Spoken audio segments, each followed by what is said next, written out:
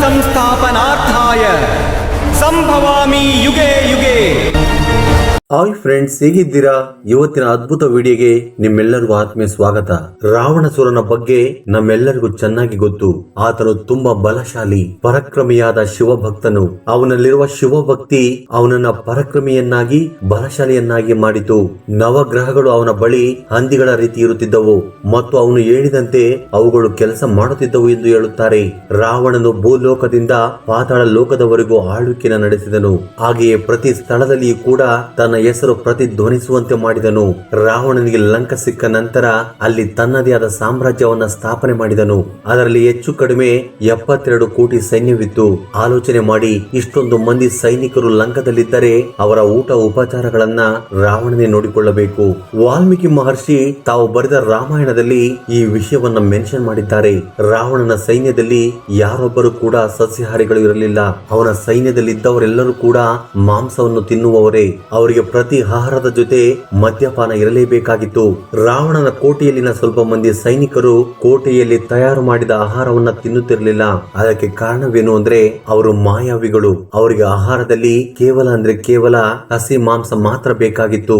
ಅದಕ್ಕೋಸ್ಕರ ಅವರು ಅಡವಿಗೆ ಹೋಗಿ ಕಾಡು ಪ್ರಾಣಿಗಳನ್ನ ತಿನ್ನುತ್ತಿದ್ದರು. ಅಷ್ಟೇ ಅಲ್ಲದೆ ಅವರ ಕೈಗೆ ಯಾರಾದರೂ ಮನುಷ್ಯರು ಸಿಕ್ಕರೆ ಅವರನ್ನು ಕೂಡ ತಿನ್ನುತ್ತಿದ್ದರು. ಲಂಕದ ಜನರಿಗೆ ಈ ರೀತಿಯ ಸಂಕಷ್ಟಗಳು ತುಂಬಾ ಎದುರಾಗಿದ್ದಾವೆ. ಆದ್ದರಿಂದ ರಾವಣನ ಬಳಿ ಕಂಪ್ಲೇಂಟ್ ಮಾಡಲು ಹೋಗುತ್ತಿದ್ದರು. ಯಾರದು ಮಗು ಇದ್ದಕ್ಕಿದ್ದ ಹಾಗೆ ತಪ್ಪಿಸಿಕೊಳ್ಳುತ್ತಿತ್ತು. ನಂತರ ಆ ಮಗುವಿನ ಶವ ಸಿಗುತ್ತಿತ್ತು. ಅದರಲ್ಲಿ ಆ ಮಗುವಿನ ಅರ್ಧ ಶರೀರ ಮಾತ್ರವೇ ಇರುತ್ತಿತ್ತು. ಆದ್ದರಿಂದ ಈ ಕೆಲಸವನ್ನ ರಾವಣನ ಮಾಯಾವಿ ಸೈನ್ಯ ಮಾಡುತ್ತಿದೆ ಎಂದು ಆಗಾಗ ರಾವಣನ ಬಳಿ ಹೋಗಿ ತಮ್ಮ ದುಃಖವನ್ನ ಹೇಳಿಕೊಳ್ಳುತ್ತಿದ್ದರು. ರಾವಣಾಸುರನು ಒಬ್ಬ ರಾಕ್ಷಸನು ಎಂದು ನಮಗೆಲ್ಲರಿಗೂ ಗೊತ್ತು. ಆದ್ರೆ ಆತನು ಒಬ್ಬ ಬ್ರಾಹ್ಮಣನು ಕೂಡ. ಈ ವಿಷಯದಲ್ಲಿ ಯಾವುದೇ ರೀತಿ ಸುಳ್ಳಿಲ್ಲ. ರಾವಣನು ಮಾಂಸಾಹಾರಿ. ಪ್ರತಿದಿನ ಆಹಾರದಲ್ಲಿ ಮಾಂಸ ಮತ್ತು ಮದ್ಯಪಾನವನ್ನ ಸೇವಿಸುತ್ತಿದ್ದನು. ವಾಲ್ಮೀಕಿ ರಾಮಾಯಣದಲ್ಲಿ ಹೇಳಿರುವ ಪ್ರಕಾರ ರಾವಣನು ಕೇವಲ ಮಾಂಸವನ್ನು ಸೇವಿಸುವ ವ್ಯಕ್ತಿ ಮಾತ್ರವಲ್ಲ, ಒಬ್ಬ ನರಭಕ್ಷಕನು ಕೂಡ. ಹನುಮಂತನು ರಾವಣನ ಕೋಟೆಯಲ್ಲಿ ಸೀತಾ ಮಾತೆಗೋಸ್ಕರ ಹುಡುಕುವ ಸಂದರ್ಭದಲ್ಲಿ ಹನುಮಂತನು ಒಂದು ದೃಶ್ಯವನ್ನ ನೋಡುತ್ತಾನೆ. ರಾವಣನು ಮಲಗುವ ಕೋಣೆಯಲ್ಲಿ ಒಂದು ದೊಡ್ಡದಾದ ಆಹಾರದ ತಟ್ಟೆ ಇತ್ತು. ಅದರಲ್ಲಿ ಆಹಾರವನ್ನ ಇಟ್ಟಿದ್ದಾರೆ. ಅದರಲ್ಲಿ ಸ್ವಲ್ಪ ಮಾಂಸದ ತುಂಡುಗಳು ಕೂಡ ಇದ್ದಾವೆ. ಅದರ ಜೊತೆ ರಾವಣನು ತಿನ್ನುವ ಮೊಸರು ಕೂಡ ಇದೆ. ಅದರಲ್ಲಿ ಸ್ವಲ್ಪ ತಿಂದಾಗಿದೆ. ಇನ್ನೊಂದು ಕಡೆ ದೊಡ್ಡ ಪಾತ್ರೆಯಲ್ಲಿ ಮದ್ಯಪಾನವೂ ಕೂಡ ಇದೆ.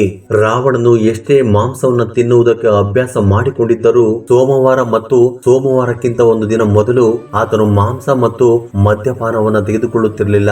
ಸೋಮವಾರದ ಜೊತೆ ಅಮಾವಾಸ್ಯೆ, ಶಿವರಾತ್ರಿ, ಪೌರ್ಣಮಿ ಮತ್ತು ಏಕಾದಶಿ ದಿನಗಳಲ್ಲೂ ಕೂಡ ಮಾಂಸ ಮತ್ತು ಮದ್ಯಪಾನವನ್ನ ತೆಗೆದುಕೊಳ್ಳುತ್ತಿರಲಿಲ್ಲ. ರಾವಣನು ಮಹಾಶಿವನ ಪರಮ ಭಕ್ತನು. ರಾವಣನು ಮನುಷ್ಯನ ಮಾಂಸವನ್ನ ತಿನ್ನುತ್ತಾನೆ ಎಂದಾಗ ನೀವು ಅದನ್ನ ಕೇಳಿ ಆಶ್ಚರ್ಯರಾಗಬೇಡಿ, ಏಕೆಂದ್ರೆ ಇದು ಸತ್ಯ. ರಾಮಚರಿತ್ರೆ ಗ್ರಂಥದಲ್ಲಿ ಈ ವಿಷಯದ ಬಗ್ಗೆ ಪ್ರಸ್ತಾಪವನ್ನ ಮಾಡಲಾಗಿದೆ.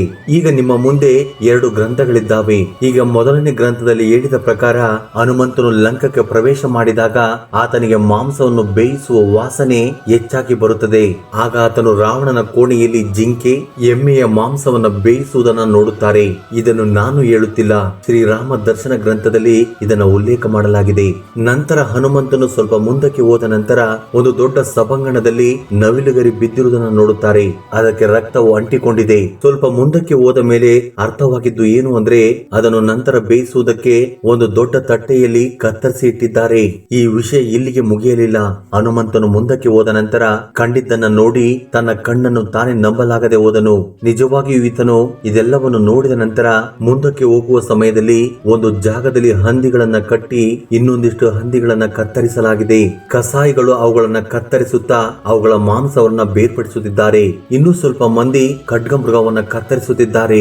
ಈ ಪ್ರದೇಶದಲ್ಲಿಯೇ ಸ್ವಲ್ಪ ಪಕ್ಷಿಗಳ ಮಾಂಸವೂ ಕೂಡ ಇದೆ. ಅದೇ ಸಮಯದಲ್ಲಿಯೇ ಎಲ್ಲದಕ್ಕಿಂತ ಶಕ್ತಿಯುತವಾಗಿರುವ ಕ್ರಾಕಲ ಅನ್ನೋ ಪಕ್ಷಿಯ ಮಾಂಸವೂ ಕೂಡ ಆ ತಟ್ಟೆಯಲ್ಲಿದೆ.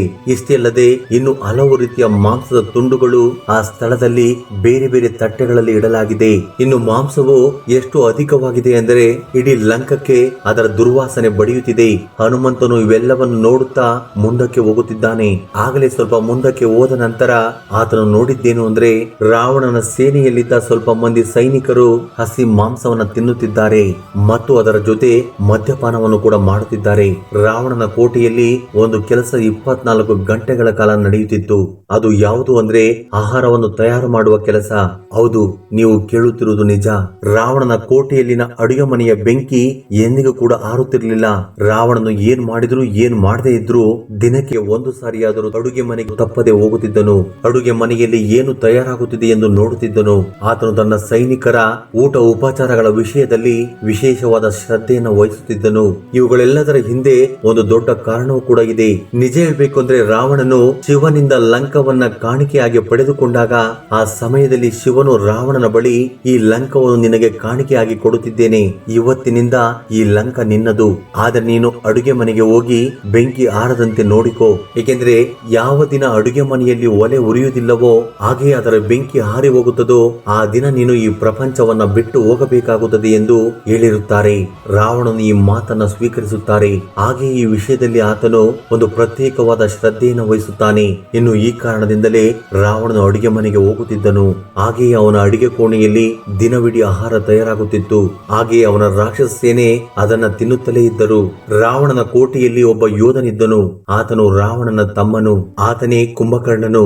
ಕುಂಭಕರ್ಣನು ನಿದ್ದೆಯಿಂದ ಎದ್ದ ತಕ್ಷಣ ಪೂರ್ತಿ ಲಂಕ ತಿನ್ನುವಷ್ಟು ಆಹಾರವನ್ನ ಆತನೊಬ್ಬನೇ ತಿನ್ನುತ್ತಿದ್ದನು. ಕುಂಭಕರ್ಣನ ದೇಹ ಎಷ್ಟು ದೊಡ್ಡದಾಗಿತ್ತು ಅಂದ್ರೆ ಆತನಿಗೆ ಸಮಯಕ್ಕೆ ಸರಿಯಾಗಿ ಆಹಾರವು ಸಿಗದೆ ಹೋದ್ರೆ ಸೈನಿಕರನ್ನೇ ತಿನ್ನುವುದಕ್ಕೆ ಶುರು ಮಾಡುತ್ತಿದ್ದ. ಕುಂಭಕರ್ಣನು ನಿದ್ದೆಯಿಂದ ಎದ್ದ ತಕ್ಷಣ ಕೆಲವು ಸೈನಿಕರಂತೂ ತಮ್ಮ ಪ್ರಾಣವನ್ನ ಕಾಪಾಡಿಕೊಳ್ಳಲು ಲಂಕ ಬಿಟ್ಟು ಓಡಿ ಹೋಗುತ್ತಿದ್ದರು. ಏಕೆಂದ್ರೆ ಅವನು ನಿದ್ದೆ ಮಾಡುವಾಗ ನಿದ್ದೆಯಿಂದ ಏಳಿಸಲು 50,00,000 ಮಂದಿ ಸೈನಿಕರು ಬೇಕಾಗಿತ್ತು ಮತ್ತು ಅವನು ಏಳುವುದಕ್ಕಿಂತ ಮೊದಲು ತುಂಬಾ ಆಹಾರವನ್ನ ಏರ್ಪಾಟು ಮಾಡಬೇಕಾಗಿತ್ತು. ಹಾಗೆಯೇ ಕುಂಭಕರ್ಣನನ್ನ ಮದ್ಯಪಾನದಿಂದ ದೂರವಿರಿಸುತ್ತಿದ್ದರು. ಏಕೆಂದ್ರೆ ಕುಂಭಕರ್ಣನು ಮದ್ಯಪಾನವನ್ನು ತೆಗೆದುಕೊಂಡ ನಂತರ ಆತನನ್ನ ತಡೆಯಲು ಯಾರಿಂದಲೂ ಕೂಡ ಸಾಧ್ಯವಾಗುತ್ತಿರಲಿಲ್ಲ. ಮತ್ತಿನಲ್ಲಿ ಮುಳುಗಿ ಲಂಕ ಪೂರ್ತಿ ಅಲ್ಲೋಲ ಕಲ್ಲೋಲ ಮಾಡುತ್ತಿದ್ದನು. ರಾವಣನ ಕೋಟೆಯಲ್ಲಿದ್ದ ಮಂತ್ರಿಗಳಿಗೆ ಮತ್ತು ಸಲಹೆಗಾರರಿಗೆ ಅವರನ್ನ ಕೇಳಿ ಅಡುಗೆಯನ್ನ ತಯಾರು ಮಾಡಲಾಗುತ್ತಿತ್ತು. ಹಾಗೆ ಯೋಧರಿಗೂ ಕೂಡ ಅವರನ್ನ ಕೇಳಿ ಅವರ ಲೆಕ್ಕಕ್ಕೆ ತಕ್ಕ ಹಾಗೆ ಅಡುಗೆಯನ್ನ ರೆಡಿ ಮಾಡಲಾಗುತ್ತಿತ್ತು. ಇವರೆಲ್ಲರಿಗಿಂತ ಉನ್ನತ ಸ್ಥಾನದಲ್ಲಿರುವವನು ಮೇಘನಾಥನು. ಎಲ್ಲರಿಗಿಂತ ಮೊದಲು ಈ ಮೇಘನಾಥನನ್ನ ಏನು ತಿನ್ನುತ್ತಾನೆ ಎಂದು ಕೇಳುತ್ತಿದ್ದರು. ಏಕೆಂದರೆ ಮೇಘನಾಥನು ರಾವಣನಿಗೆ ಎಲ್ಲರಿಗಿಂತ ಪ್ರಿಯವಾದವನು. ಹಾಗೆ ಒಬ್ಬ ಶ್ರೇಷ್ಠ ಯೋಧನು ಕೂಡ. ರಾಮಾಯಣದ ಪ್ರಕಾರ ಕೇಕೆ ದೇಶದಲ್ಲಿ ಸತ್ಯಕೇತು ಎಂಬ ರಾಜನಿದ್ದನು. ಆತನು ಧರ್ಮ ನೀತಿಯ ಪರವಾಗಿ ಆಳ್ವಿಕೆ ನಡೆಸುವ ಪ್ರಭಾವಶಾಲಿ ರಾಜನು. ಹಾಗೆಯೇ ಶಕ್ತಿಯುತವಾದ ರಾಜನು ಕೂಡ. ಆತನಿಗೆ 2 ಮಕ್ಕಳಿದ್ದರು. ಒಬ್ಬನು ಭಾನುಪ್ರತಾಪ, ಇನ್ನೊಬ್ಬನು ಹರಿಮರ್ದನನು. ವಾಲ್ಮೀಕಿ ರಾಮಾಯಣದ ಪ್ರಕಾರ ತಂದೆಯ ಮರಣದ ನಂತರ ಭಾನುಪ್ರತಾಪನು ರಾಜ್ಯವನ್ನು ಆಳ್ವಿಕೆ ನಡೆಸುತ್ತಾನೆ. ಹಾಗೆ ತನ್ನ ರಾಜ್ಯವನ್ನು ವಿಸ್ತರಿಸುವುದಕ್ಕೆ ಯುದ್ಧಗಳನ್ನ ಪ್ರಾರಂಭ ಮಾಡುತ್ತಾನೆ. ಆ ಯುದ್ಧದಲ್ಲಿ ಆತನು ತುಂಬಾ ಮಂದಿ ರಾಜರುಗಳನ್ನ ಸೋಲಿಸುತ್ತಾನೆ. ಹಾಗೆ ಅವರ ರಾಜ್ಯಗಳನ್ನು ಕೂಡ ಸ್ವಾಧೀನಪಡಿಸಿಕೊಳ್ಳುತ್ತಾನೆ. ಭಾನುಪ್ರತಾಪನ ಆಳ್ವಿಕೆಯಲ್ಲಿ ರಾಜ್ಯದ ಜನರು ತುಂಬಾ ಸಂತೋಷವಾಗಿದ್ದರು. ಒಂದು ಸಾರಿ ಭಾನುಪ್ರತಾಪನು ವಿಂಧ್ಯಾಚಲದಲ್ಲಿನ ಕಾಡಿಗೆ ಬೇಟೆಗೆ ಹೋಗುತ್ತಾನೆ. ಆತನಿಗೆ ಅಲ್ಲಿ ಒಂದು ಪ್ರಾಣಿ ಕಾಣಿಸುತ್ತದೆ.